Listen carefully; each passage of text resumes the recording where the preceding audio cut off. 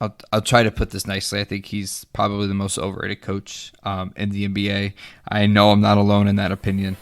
Welcome to the Sports Forecasters Podcast. Thank you for tuning in today. This podcast has been created not to dwell and over-evaluate what has already happened in the sports world, but to predict and to forecast what has yet to come.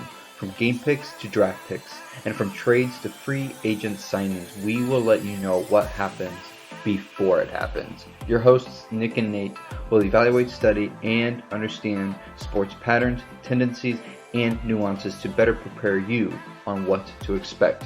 Just like weathermen, but way more accurate. So if you like to pick games or you simply just want to be in the know before anybody else, you are in the right place. Enjoy the show.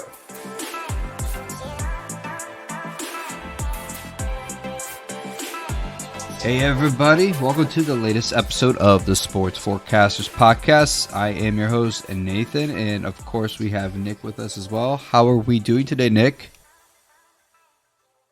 Enjoying the 80-degree weather, getting ready for some playoff basketball. Hockey playoffs are underway, PGA championships coming up. Lots of good things on the sports horizon. So what are we getting into today, Nathan? A busy weekend in the sports world, and I have a busy weekend because I am best man in my brother's wedding as well this weekend. So I don't know how much sports I'll be watching, but I certainly will be trying to follow it as much as I can whenever I can get a break from all the festivities I got going on this weekend. But, you know, we have the PGA Championship this coming weekend, so you guys are going to hear our picks later in the show. We're going to give who we think are going to be our top three in that next major tournament here for golf. So look forward to that. We have the hockey playoffs, but we're not going to talk much about that today. But we're going to first start with NBA playoffs. Now we've had the play-in tournaments, and so right now we're going to first break down the East, and I just want to remind our listeners, we don't know who's going to be the 8th seed at this time of the recording. We know it's either going to be Indiana or Washington, but we're going to give you our picks anyways because I think Nick and I will probably still pick the 76ers to get out of that first round regardless. So we're going to break down the East side of the playoff bracket here first before we get to the West. But I want to remind you listeners out there, we have an NBA playoff challenge. It's just like a NCAA March Madness challenge. You pick the winners of the bracket all the way to the finals, and you pick the winner right in the first round, you get 3 points. If you pick the winner right in the second round, 6 points. The conference finals is 12 points, and the finals is 24 points. But we're adding a twist to it because there's not a ton of games like a March Madness tournament. There's only 15. There's obviously a chance there could be some ties. So you can get bonus points based off how many games each series goes. So not only are you picking the winner, you're also guessing how many games the series will go. And if you get that exactly right, you'll get bonus points for that. So initially, the bonus points per game is 2 in the first round, but those double as well as you continue to go. And the reason they double is because those bonus points become more and more important because you have to guess the winner right in order to get them. So let's say you have the Clippers beating the Mavericks in the first round in 5 games, let's say, but let's say the Mavericks end up beating the Clippers in the first round in 5 games. You don't get the bonus points for guessing the games right in the series because you got the team wrong. So the point of that is just to help break some ties. So I know got a lot of point systems here, but just all you got to do is fill out our Google form. It's on our Facebook page. Look for it. Fill it out. You go through and pick the winners of this entire NBA playoff and how many games each series will go. And as always, you want to be like your friend Greg, who joined our show a couple episodes ago. You get to join our show if you beat us. And we get to break this down. You get to talk about how you were able to be so successful at picking this NBA playoff and really just show off all your knowledge and expertise. So without further ado, Nick and I are going to give you our picks.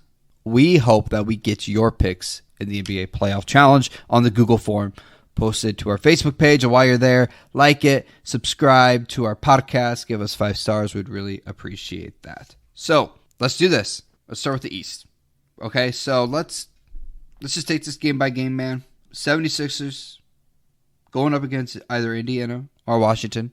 I guess, Nick, let's just keep this simple here because I think this is probably a pretty easy game. Who do you got winning this? I have the 76ers winning, and I actually have it as a sweep. I just don't have during the regular season. Washington's the team I think will be the 8th seed in the end. That doesn't go towards the contest points, but I think it'll be Washington versus the 76ers. I think they sweep. Regular season, Washington wasn't able to get the best of them in any of the matchups they had, so I think it continues in the playoffs there. What do you have, Nathan? Yeah, I have the 76ers as well. I have actually 5 games. I don't trust Doc Rivers ever in a playoff. He is the coach that has blown the most 3-1 leads than any other coach in the history in the NBA. I think he's blown 3-1 leads. No coach has done ever more than 1 besides him. So I just never trust Doc actually ever sweeping a team. So, but I still have the 76ers winning to 5. I actually think they're going to play Indiana. So I'm curious to see who's right there. But we both got 76ers moving on. Knicks got 4 games. I got 5 games. Let's jump to that 4-5 matchup, the Knicks and the Hawks. I think this could be really entertaining. What do you have here? Yeah, like you said, this is going to be a very interesting matchup. New York Knicks, Tom Thibodeau has rediscovered defense in the NBA. Maybe not the defense we know from late 90s, early 2000s, but still a defensive presence nonetheless. Against Atlanta Hawks, definitely rely on the offense. This one, a bit closer. I see this one going 6 games, and I'm going to have it break in the favor of the Knicks. I'm going to give New York a little love on this one, not because I feel super strong about it. They went 3-0 against the Hawks in the season, trying to play off that trend, but I do think it's going to be a competitive series, and the Knicks just break out right. I'm hoping their offense breaks out right. Again, I'm going to go with the Knicks. Not feeling great about it, but going with them in a 6-game series. Yeah, I think this is going to be very competitive as well. I mean, these are the 2 least experienced playoff teams probably. Neither of these teams have been in the playoffs, and the players as well haven't really seen much playoff time. But the Knicks, though, they have Derrick Rose, who has seen a lot of playoffs, and Julius Randle has been to a few playoffs as well when he was with the Lakers. So, and then Tom Thibodeau, their coach, has been to the playoffs as well with Derrick Rose in Chicago. So I think the Knicks get this. I like defense over offense anyways when it comes to the playoffs. And I think Atlanta's offense is very flashy. I like it. I love their coach, Nate. I can't remember, McKinnon or something like that. I can't remember his last name, but he coached the Pacers last year. And they fired him, which they should have never fired him. I think he's a fantastic coach. And ever since he took over this Atlanta team, they've went from like the 10th seed all the way up to the 5th seed. So I liked where this is going. So I think this is going to be a very competitive matchup. But I have the Knicks winning in 7 games. I think the home court advantage and a little bit more playoff experience in the players and the coaches there is going to pull them ahead. So let's jump to the 3-6 matchup, the Bucks and the Heat. Bucks and Heat, quite honestly, for me, I feel like this is going to be the most competitive series because I just feel like the Heat match up well against the Bucks. The Heat have a big guy that can contend with Giannis, slow him down, maybe obviously not stop him, but a lot of NBA teams lack that big guy down low to really match the physicality of Giannis. But I feel like the Heat have that presence. They have a scorer in Jimmy Butler, and they've just been looking much better, a lot closer to the playoff team we saw last season in the bubble. So I feel like this series is going to go 7. I really wavered on who to go with, but I think ultimately the Bucks get the revenge from last season and they come out on top of this. Simply put, I just feel like even though the Heat's trending the right way, I think the Bucks, just all that experience, I think they're starting to figure out what Giannis can and can't do, and we're going to see if that Holiday trade in the offseason pays off. So I'm going to have the Bucks winning in 7. This series, I feel like for the Eastern Conference, will be the best first round series. Yes, we say the Knicks and the Hawks are going to be competitive, but this is going to be competitive in a whole different way with the Heat and Bucks. But I have the Bucks winning in 7 again. Yeah, I think it's going to be competitive as well, and I think it's going to be the Knicks and Hawks would be definitely entertaining, but I think the most intriguing and competitive matchup is this, simply because these are 2 very familiar playoff foes, and it's almost like a rivalry between these 2 now in the playoffs. And the Heat has gotten the Bucks numbers, and like you said, they match up well. But the Bucks, I think they upgraded on the point guard. They got Drew Holiday over the offseason. I think that's really going to I mean, if I was the Bucks, it's like if Jimmy Butler's getting hot, I'd put Drew Holiday on him because Drew Holiday's like a top 3 defender in this league, in my opinion. Or if Duncan Robinson's getting hot from the outside, I'd put Drew Holiday on him. Or Tyler Hero gets streaky, right? I'd put the Drew Holiday on him. But the Heat also have very great defense, and that's why they force Giannis 15 feet outside the basket. They force him to shoot outside jumpers, and that's how they beat him. And they added Trevor Ariza, who is a great perimeter defender who's lengthy. I think he will match up well defending Giannis. Obviously, Bam down low, going to be that rim protector as well. But I think this Drew Holiday bringing to the equation is going to make this interesting. I have this going 6 games, and I really, deep down, I'm like, I think the Bucks are going to get their revenge because they've been playing well, but the Heat have been the hottest team since mid-April in the NBA. When we last talked, we predicted they would be in the play-in tournament, but yet they go and just sweep everybody, including the Celtics, who we thought were going to get that 6th seed, and just beat them convincingly. And I was watching some of these games because I was very intrigued by this. And they're the hottest team in the NBA right now, and no one's slowing them down. With a full healthy lineup, I just think they're going to have the Bucks number. So I'm really excited for that. But I have the Heat in 6 games. Let's jump to the Nets versus the Celtics. Nets versus Celtics. This series definitely took a turn when Jaylen Brown, it was revealed for his wrist injury that he wasn't coming back the rest of the season. That really changes the dynamic of what the Celtics could potentially do to try to keep up with the Nets. Ultimately, I don't think that changes the outcome of the series, but it would have made this series a bit more compelling. I don't think the Celtics go about getting swept. They're definitely a team where Brad Stevens always has them in position to be competitive and contend with the team, but ultimately, I think the Nets do bring it together. It looks rocky at first, but they find their groove midway through this series and start to click to look close to the team we thought we were going to get at the beginning of the season. I have the Nets winning this in 6 games. Ultimately, the Nets are starting to get healthy at the right time. Celtics are getting banged up at the wrong time. So I believe that's the factor that really tips the scale in the Nets' favor. Not that they needed a whole lot in their favor to begin with the stars they have on their roster. What do you have, Nathan?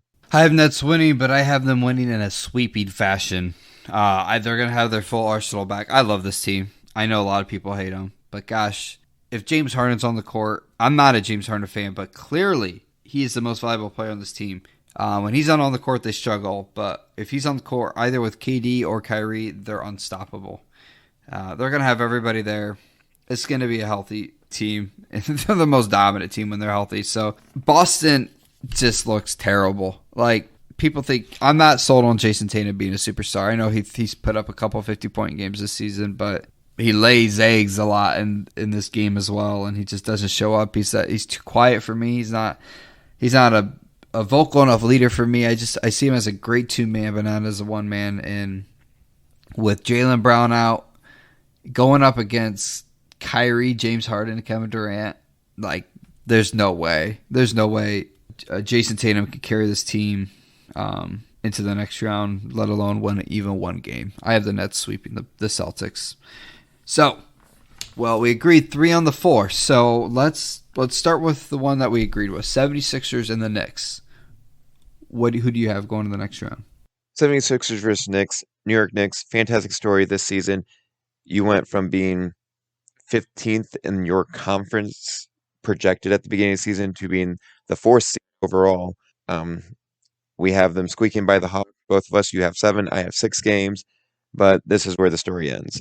Maybe the Knicks squeeze out 1 game. I'm going to give them 1 game just for the fact that they did make it to the second round, kind of what you alluded to before. I think the 76ers will get 1 sweep, but I think that's in the first round. I think in the second round, Knicks do get 1 game in their series, but the 76ers ultimately win this in a 5-game series, 4-1. So I have the 76ers winning, just too much for the Knicks to take on right now. They just don't have the arsenal to contend with the 76ers. What do you have, Nathan? Yeah, I have the 76ers as well, but I'm giving the Knicks 2 games here. I think their defense is gonna be really hard for the 76ers to make this a sweep or even a gentleman's sweep in 5 games. I think that this Knicks defense is really good. I really like Tom Thibodeau as a coach. Derrick Rose is playing way above his salary right now. Julius Randle looks like a perennial all-star. I think they keep this competitive, but ultimately it's just not enough firepower there, not enough experience and size. So I do have the 76ers moving on, winning this in 6 games. So let's jump to the next series. I know we have 2 different teams here, so I'll let you go first, who your winner is and how many games. So in the previous matchup, I had the Bucks edging out the Heat in 7 games. Matchup-wise, a lot of things go well for both teams to play at the strengths. So I have the Bucks winning that one in 7 games coming up against the Nets. Like I said before, I feel like the Nets midway through the Celtics series, they'll kind of try to figure out around game 3/4. I think the Nets will just start looking like closer to that team we thought we were going to get at the beginning of the season that's just going to not take over the East, but definitely have that dominating force in the East. So when it comes to Nets and Bucks, really what I'm looking at is, are the Nets going to step up and play defense, slow down Giannis? There's a game plan out there. Teams have shown it season after season. Your Heat have shown it season after season how to slow down Giannis. Will the Nets commit to slowing him down? That's what the real question is going to be. Because, yeah, Holiday is a nice addition, but he's not going to be enough. I ultimately have the Nets winning this. I think with the pieces they've added, with those veterans and Griffin and Jordan, and just having that depth there, Aldridge would have been a nice piece to have there to have someone to rotate in, but obviously that's not to be. I do have the Nets winning, but I do think this is going to go 7 games. And if it's the Heat, I would even say it would be 7 games as well. Not to steal a little bit of your thunder there, but I just feel like this series is going to be the marquee series for the East leading into the finals. What do you have, Nathan? So yeah, I have Nets and Heat. I don't have the Bucks here. I have the Nets moving on. I have the 6 games. I originally had 7. I'm going to go back to 6 games. I just think they're that dominant. Just like the 76ers Knicks. I think the Knicks get 2 games simply because of their defense. I think the Heat get 2 games simply because of their defense. The Nets, very high offensive power team. Defensively, not so good. I think the Heat really challenged the Nets here. And this series will feel a lot closer than what it really is. Simply because I think it's going to be a little bit more physical. I think you're going to see the Nets a little knocked around a little bit. But it's just the talent and the firepower I don't think the Heat's going to be able to keep up with. You're going to have Kendrick Nunn or Kyrie Irving. You're going to have Jimmy Butler and James Harden. And you're going to have Kevin Durant and Duncan Robinson. You know, it's just saying those names, it's just like, yeah, it's hard to see the Heat winning this series. So I got Nets at 6, moving on to the Eastern Conference Finals. So we both have the 76ers and Nets. I'm curious, who do you got going to the finals? 76ers and Nets, the matchup that any TV programmer, TNT or ESPN or whoever has it wants to see, because it's going to draw eyes to the screen. Bucks could do that as well, but we both have 76ers versus Nets. The big thing is, if my bracket goes how I'm projecting, the Nets will have plenty of practice on how to handle a big man. Now, Giannis is not the same big man as Embiid, not by any stretch. I feel like Embiid has a lot more physicality to him than Giannis. Not that Giannis doesn't. I just feel like Embiid's game warrants that more. But I think the Nets end up winning this. I feel like they're starting to come together at the right time, getting all their pieces back at the right time. Not that 76ers are faltering, but one thing we've talked about early on this season is Doc Rivers tends to not do so well when it gets to crunch time. Yes, he has an NBA championship, but how many series were close that he ended up losing? So ultimately, I think the Nets do it, and I believe they do it in 6 games. I believe they figure out, after taking on Giannis, they figure out a way to frustrate the big man in Embiid. Ben Simmons isn't going to be that scorer that's going to help you out, and the other pieces try to help, but it's not going to be enough to contend with the Nets. So I have the Nets in 6 games going to the finals. Who do you have, Nathan? I have the Nets as well, so we agree there, but I don't have it in 6 games. I have this 7 games. I think 76ers will be the hot team going into this game, simply because I feel like the most balanced team offensively and defensively. Predict the 76ers to at least get up on a 2-1 lead here, maybe even a 3-1 lead. I have this going 7 games no matter what. So we've seen Doc do it not once, not twice, but 3 times. Blow a 3-1 lead. So I think 76ers come out hot. I think they have at least a 2-1 lead, maybe even a 3-1 lead. but the Nets will win 2 or 3 straight at the end to win this series in 7 games and move on to the NBA Finals. That's a great prediction. I do hope it goes 7 games. You always hope at that stage when you get to the finals, whether it's Eastern Conference, Western Conference, or the finals, that we get those 7 games because as sports fans, we always look for that drama. So before we continue on with our picks in the Western Conference for the playoffs, we will now give our 3 players that we think are going to finish near the top of the PGA Championship major this weekend. And so Nick and I, we kind of studied golf a little bit, and we looked back and we each picked 3 before they teed off on Thursday, and so we each have our 3 players that we'd like to share with you. Hopefully they're all doing good by this point, but we'll have to wait and see, and we're going to do the same competition just between us 2. We'll just add up their seeds. Whoever has the lowest score wins the competition. So it should be really fun. So let's just go back and forth. I think we did that last time. So I'll give you my first one, and then I'll let you go. So first off, I'm going to start with the defending champion, Morikawa. He is one of the hottest players right now in the sport. So obviously I assume he's going to be in contention because of that. But, Brooks Koepka won this back-to-back years. The previous 2 years, he won it last year. So just to keep that trend going of winning it back-to-back years. And I think there's something about going into a tournament. Like, you're the defending champ, and there's a chip on your shoulder. It's like, this is mine until I choose to lose it. So you play with the extra edge on top of the fact that he's playing really hot right now in golf. I feel like he's going to find his way near the top by Sunday afternoon. Who do you have as one of your 3 golfers? One of my 3 golfers this week I'm going to go with is Xander Schauffele. He looked decent during the Masters, didn't have a top 10 finish if I can remember correctly, but I liked where he was going with it. As of late, he seemed to be golfing pretty strong, so I'm going to go with him, hoping that he can capitalize on the momentum he came in the PGA Championship. Who's your second pick, Nathan? My second pick is the guy that I picked to finish near the top of the Masters, and that's Rory Mcelroy. He's a guy that he just came off a really big win not too long ago. It's his first one in one of his longest droughts that he's ever had. It's just he's due. I feel like he's due for another major. I feel like he's just due to get hot. I feel like the last tournament he won, it will give him some momentum.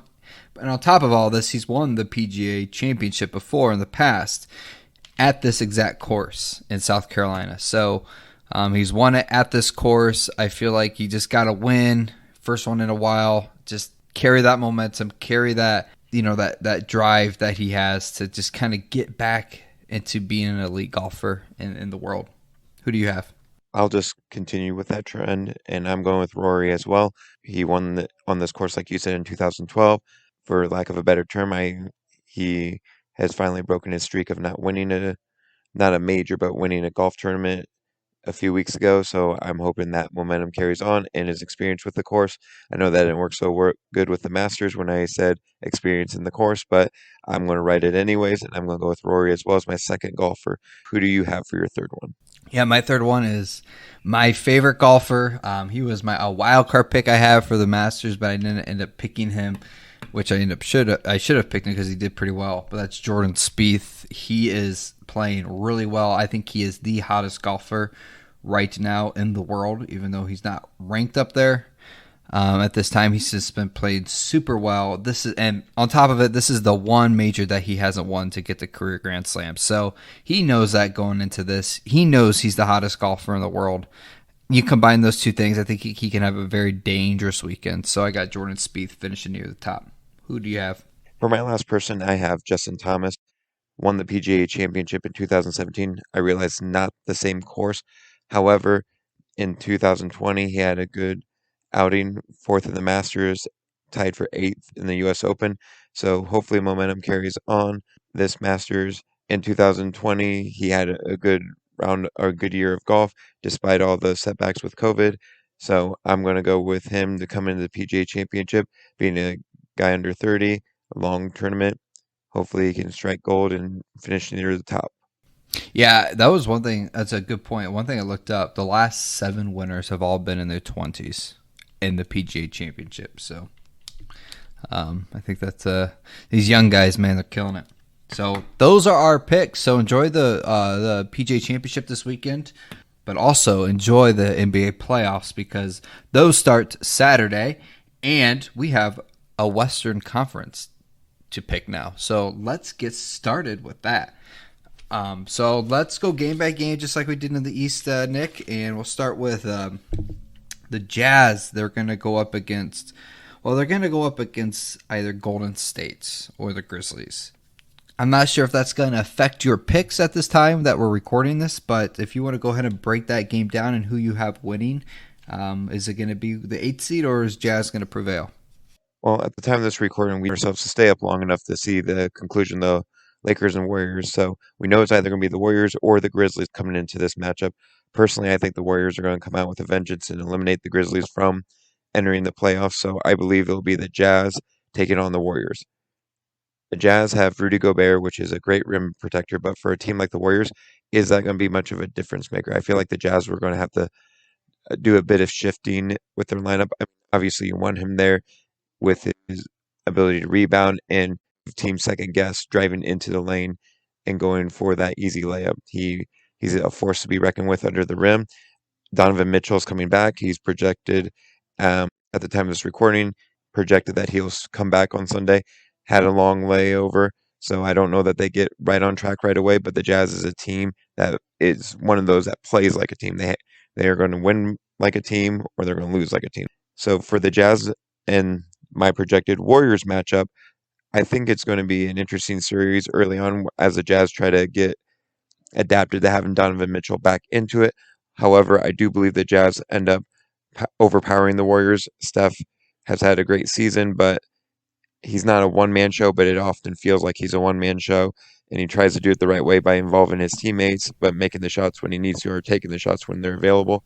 But I think the Jazz win this one in 6 games, moving on to the next round. Who do you have in this series, Nathan?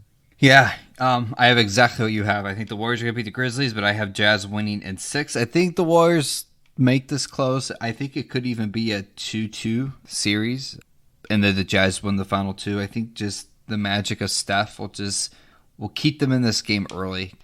There's not much there compared to the Jazz, and the Jazz are very well coached. I love Quinn Snyder a lot. And it's just too much for them. Gobert's just gonna have a heyday down low because they have no one to stop them. So I feel like Curry will win them 2 games single handedly, but other than that, Jazz will run away with this in 6 games. Let's jump down to the 4-5 matchup: the Clippers and Mavs. Who do you have? The Los Angeles Clippers and Dallas Mavericks. At our midseason review, we had the Mavericks as one of the teams that was disappointing. Obviously, they've turned that around, become the 5th seed in the Western Conference. So kudos to them for finding their identity again, I guess would be the best thing I say for that. Los Angeles Clippers has been that team that everyone was high on when Kawhi Leonard, Paul George came into it. Since this duo has come together, they have underperformed or been below the bar that everyone thought they would be at. They just haven't shown up. However, I do think this series repeats from last season, not necessarily the number of games, but who the winner is going to be. I believe the Los Angeles Clippers will win. Paul George is playing well. Kawhi isn't playing quite as well, but I feel like this team is meshing together well. They're not, compared to other professional teams, I felt like last season they fell apart. I don't think that happens quite as much. I think they take care of the Mavericks, but the Mavericks are not going to get swept in this. They're just too good of a team. I believe the Clippers prevail in 6 games against the Dallas Mavericks. What do you have, Nathan? Yeah, I'm not high on the Clippers. I'm not gonna lie, but I'm not high on the Mavs. The Mavs, like we said, they were disappointing early. They did find a way to pick it up, but I think the only reason they're a 5 seed is because of the injuries plagued in the West and the breaks that Dallas has gotten because of that. Whether it's people resting players or the injuries that have happened. I mean, Portland's been beat up, LA's been beat up, the Clippers have been resting a lot of people. It's so even the Nuggets, they've been beat up even though they're seated ahead of them. So I think I'm still kind of disappointed in the Mavs. I just think they've taken advantage of the fact that of beating up West. But the Clippers aren't obviously going to rest anybody, and they're just way more talented, and they have a way better defense. Mavericks, I don't know if they even know what the definition of defense is. They're one of the worst at it. I mean, Lucas he's going to put up triple doubles, but they're going to have to put up 140 points a night if they want to win this series, and they're not going to be able to do that. So Clippers win. I think this is actually a very quick series. I have a gentleman's sweep. I have the Clippers winning in 5 games. We're going to move on to the Nuggets-Portland series. Who do you have? Nuggets and Portland series. This would be a much more intriguing series if Jamal Murray was in it. Kellen Jokic has had a great season, a phenomenal season, averaging, I believe, a triple-double throughout the season, which is great. It's what the Nuggets need to be successful, but without Jamal Murray, similar to the case I made earlier with the Celtics, I just don't think he's going to have enough pieces around him to take down Dame and CJ. I think Dame and CJ actually find a way to win this simply with the pieces missing with the Nuggets because Jamal's not the only injury they're dealing with. They've had quite a few where they have to rest and kind of manage workloads and everything like that. So even though Denver has had a great NBA season, I just feel like injuries will play a huge factor out for them while the Trailblazers have been trending in the right direction. So I actually have the Trailblazers upsetting the Nuggets in this one, and I'm going to go with 6 games as well. It just seems to be my theme for the first round on the Western side, apparently. What do you have, Nathan? This is going to be the best series in the West. So I think we talk about the Knicks and Hawks being a really great series to watch, entertaining. I think this one's going to be the series in the West. I have this going 7. I think this would be much closer to a sweep if Jamal was playing. But even with Jamal hurt, they've been playing very well. Jokic is obviously up there, one of the 3 NBA MVP finalists. And so I'm not high on Portland. Portland and Dallas, I've never been high on. I feel they're slightly overrated teams. High-powered offenses, defensively, there's too many question marks for me. And when it comes to the playoffs, you have to play defense. Like, there's no ifs, ands, or buts about it. And they haven't showed me enough where they play. They're going to play good enough defense. I just think you're going to get a typical Portland team that just disappoints in the playoffs. And I have them losing in 7 games in the first round. I think Denver prevails. I think they're a better coach team, way better coach team. They've got an MVP caliber player on their team. They play defense better. And clearly, guys have stepped up when Jamal got hurt. And I like that. I like that perseverance. I love when I see players do that and they didn't lose a step. So, I feel like Denver will win this game, but I have it going 7. I think it's going to be entertaining, and they'll move on to the next round. All right, last game, Suns-Lakers. Suns-Lakers. Who would have thought that the Lakers would slip down to the 7th seed? I had them hanging on the 6th seed, but injuries played a huge factor into this matchup coming the way it did, and some teams down the stretch throwing some games or tanking some games to make sure they didn't have the Lakers. But that's neither here nor there. Suns versus Lakers. The Phoenix Suns have been a great story. We've talked about this. Chris Paul has been a great regular season player, phenomenal stat line, always brings his team into the playoffs. His whole career, he's been coming up just a little short each time. The Lakers against the Warriors looked very rusty, and it was a 3-point game. Granted, the Warriors are not some pushover team that you can just walk over, but the Lakers it took them a while to find their groove. And in the Suns series, I believe that's going to be the same case.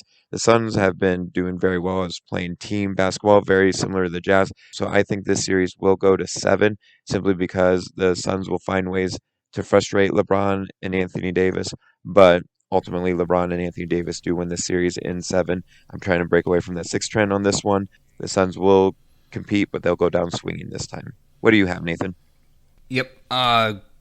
Good pick. I agree. I think the Lakers win, but I have 6 games. And the reason I have 6 games, I really feel like the Lakers are going to play like 80%. I think they're still very concerned about injuries, and they're favored to win this. It's like I can't remember. It's the first time. It's a long time that a 7 seed was favored over a 2 seed in the NBA playoffs.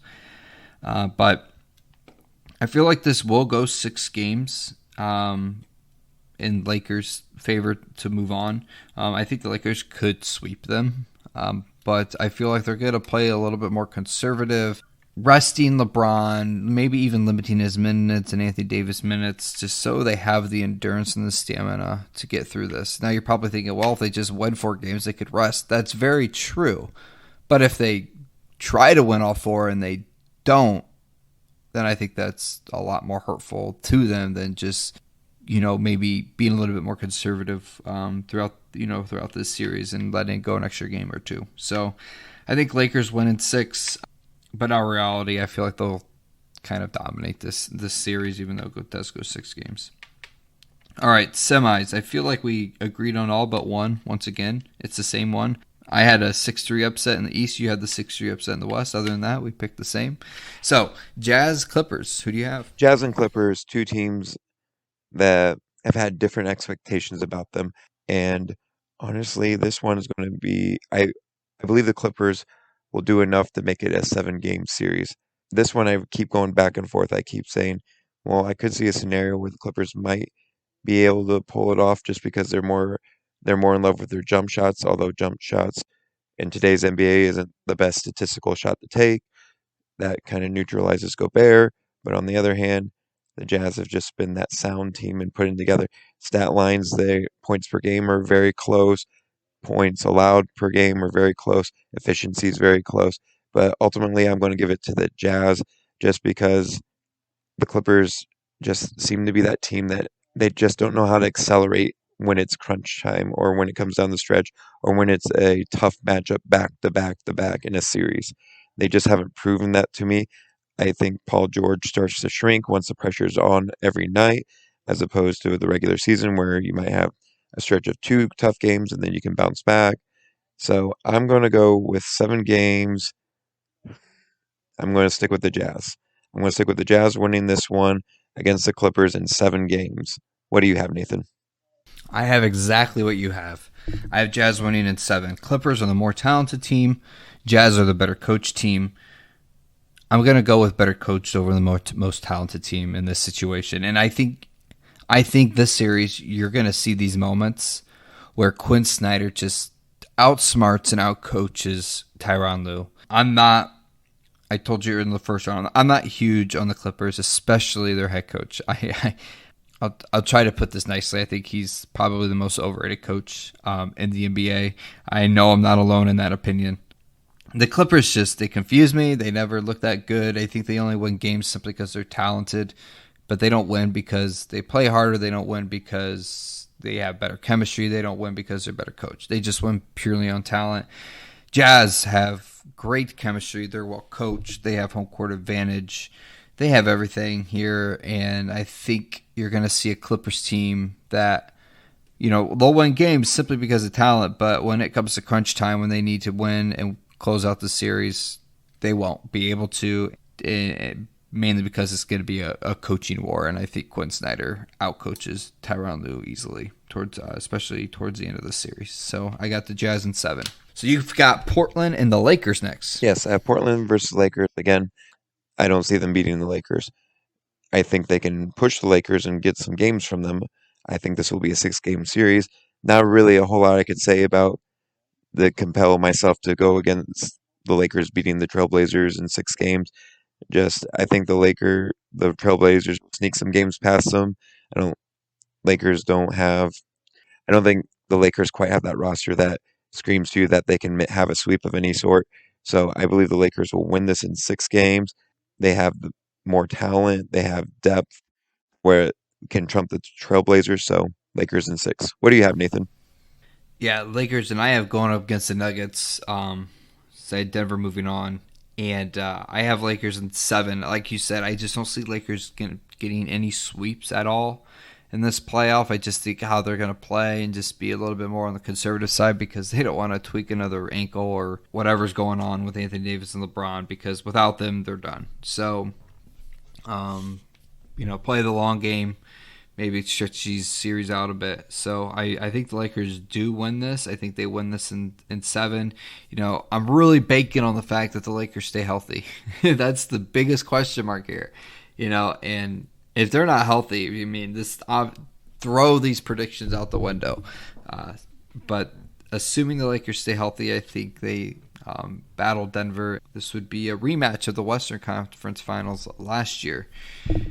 But I think this one will go 7 games, but I have Lakers prevailing. So we both have Jazz and Lakers in the Western Finals. Who do you have? I think Jazz had a great season. They made a great run.